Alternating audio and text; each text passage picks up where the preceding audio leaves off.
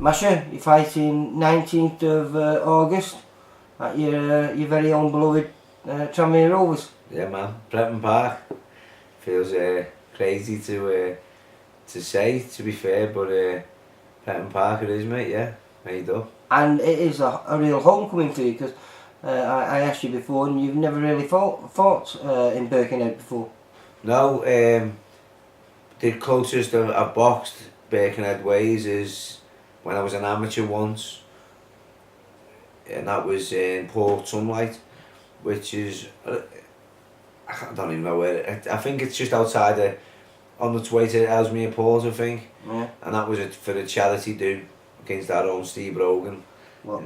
And that was a good night, but I shouldn't have really been on the bill, but I done it for charity to save a bill for. Yeah, those lads are pulled out, hadn't they? Yeah, there was eight fights pulled out the bill, and there was only 2 on, and then I got matched up with Steve to box to save the show, and so there was only them 3 fights on the night, but they were 3 good fights. Well, Ray ended his early. The other kid was a good fight, and then mine Steve's was a barnstormer. Yeah. Well, you've got Marky Evans, he's down there with you, Ricky Starkey, Lloyd Campbell, Colin Day, Tom McGuinness, Jay Farrell. I think he's making a comeback. He's been injured with a shoulder. So and you know this lad, was it Sean Kearns. Sean Kearns. Good Yeah. kid, I believe. He is a good kid. Yeah, he's a nice lad as well. I like Sean. Anthony Baker was in the ABAs, and Sean was there as well, and Anthony just come up short. He split his eye bad. Yeah. It was a bad cut, and yeah, it's just he lost it. He was unlucky. He done really well as well. But Sean went and won. He won the ABA, Sean. Like so, he's a character. So mate. what would that be? Was that been similar to what you won? Was that in the under 10s or under 20s? I don't know, because Anthony was in the Open. All right. I think he was. I'm sure it was the Open Club. I don't know, you know. Yeah. Oh, we'll find out on the night. Nah, I don't know. I think it might have been the under 20s. Right. Class Bs. We'll find out. We'll find out on the night. Either way, yeah. But like I say, it's your returning home. Yeah. And that's the 19th. Like I say, it should be a cracking night down there. But we've heard news that there could be a really, really big fight at the end of September for you. Yeah, possibly. Rocky Fielding's boxing in the Echo Arena at the end of September. It was originally against Jamie Cox, but he's just gone now into that World Boxing Series. SB series, is it? Yeah. So I'm not sure. Do you know who Rocky's boxing on that bill? No, I don't. Maybe because Rocky's not. I mean, probably is, but I don't know. I do not know, to be fair. Well, I know Eddie's told Steve it could be big, and Steve's told me it could be big. Yeah. So we'll just have to wait and see. But that probably means this is going to be used as probably at some point as part of your training camp then, this fight. Yeah, it's all like we've spoke before about it. Every fight is basically preparing you then for the next fight, even though you don't overlook any fight whatsoever. But you know, as they say, you're only as good as your last fight. So you know, this fight will determine how, you know, we'll put us in good stead for the next. And you know, we've got a big one in September, so Eddie says, but I don't know, to be honest. All I know is I've got a big one in August. And how are you feeling in yourself then? Because I mean, this has been a real roller coaster ride for you for the last 3 years now. You know, it's been one massive fight after another massive fight after another massive fight. And we were just talking before, you know, people say, well, the people that you've beat, perhaps they're nobody. But the last 2 people you've beat have just gone on to win decent titles, such as Lee Appleyard picking up the English title, and then the guy before that, the Belgian lad, he's just become the European title and done it in the guy's back garden.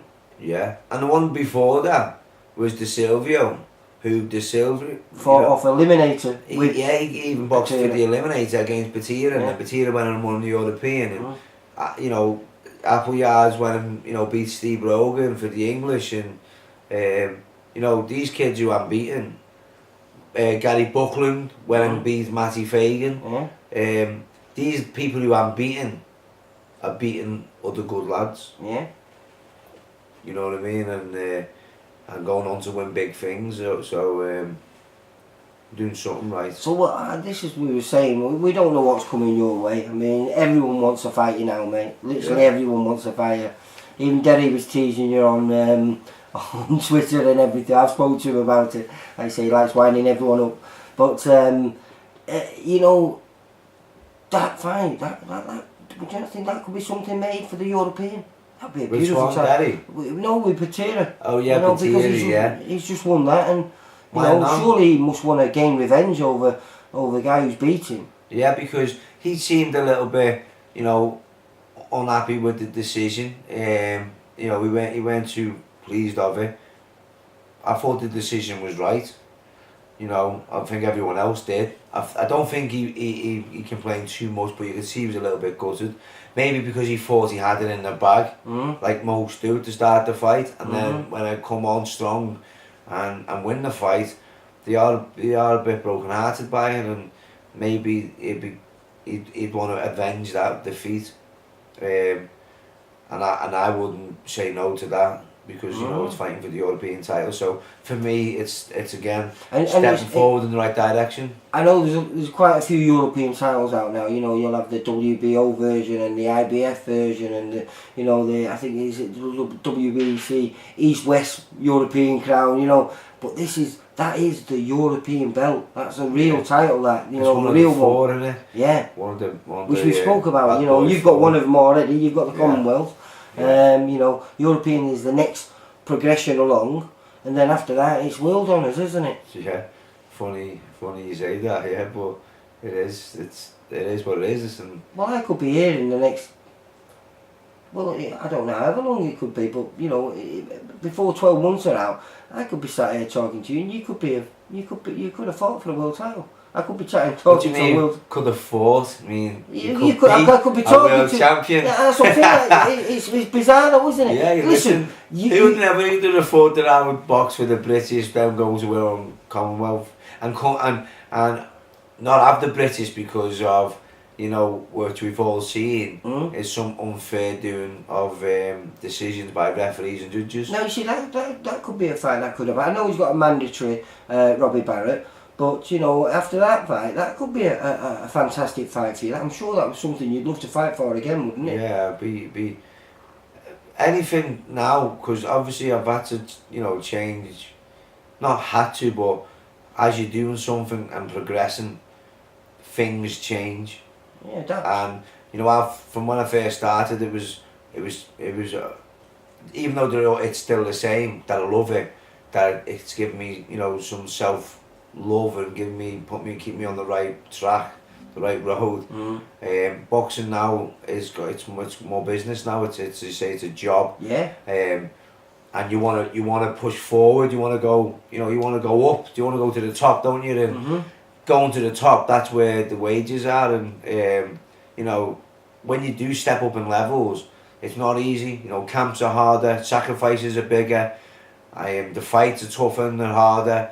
So you know, you want paying for these jobs, but you want to push in the right direction. And as they say, it's a short career, so don't want to be taking a backward step because it's not really going to get me anywhere or get me anything. But realistically, I mean, you've not perhaps been as well paid as perhaps you should be for these titles, but you've been the guy who's thrown in the deep end and, you know, take what you're given. Yeah. And you've probably made money more on your ticket sales because you've got a great fan base. Yeah.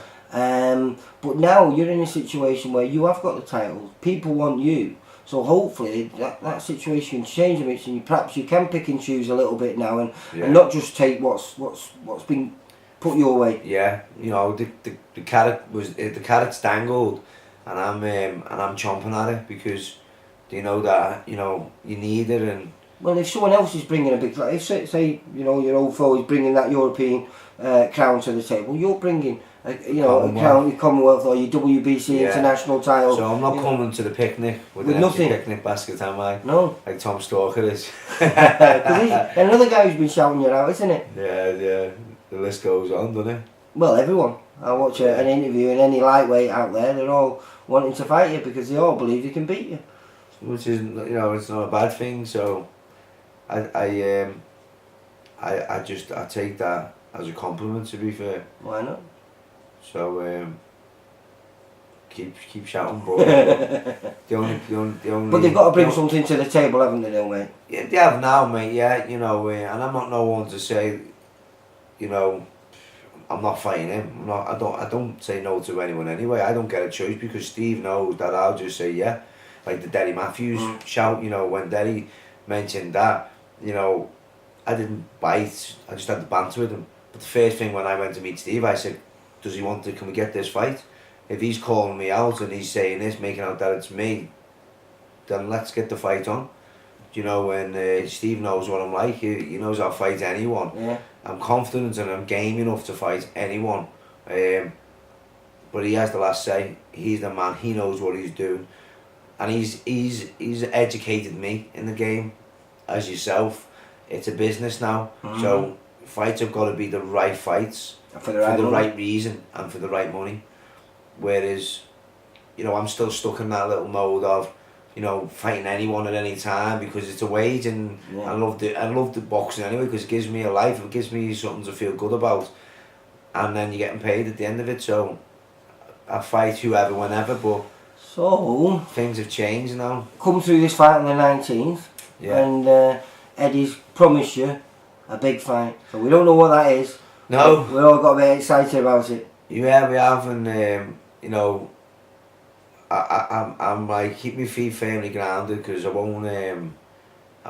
You can't look past the fight, can you? I'm not asking questions about it. Like he's mentioned it, and I've said, oh, he's right. I asked the question, what, and got no reply. So I asked no more questions. I said, okay, that'll do me. You know what I mean? To be honest, I don't want to know. All I know is that I'll be fighting in August, and God willing, we come through that with good health. I hopefully I'll be back out in September for the big one. But before both of them, I'm going to have a meal, meet and greet night with Johnny Nelson. Oh yeah, with Johnny Nelson. On the 21st of July. And where's that going to be at? At the Lorry Centre, just down this in Birkenhead there. And what's that going to entail? I've been to these things before, so I'm assuming that it's just the same. But it feels mad. You're going to be on top table with Johnny Nelson and maybe a few other people and comedian and all that? Matt Jones from Radio City, he's going to be presenting it. Me and Johnny Nelson, I don't know whoever else is going to be there. It's a bit, you know, it's a bit overwhelming to be a part of. The food's going to be catered by Rossi and Rossi, and it's just basically a sit down meal, meet and greet, photos, opportunity, prizes to be won.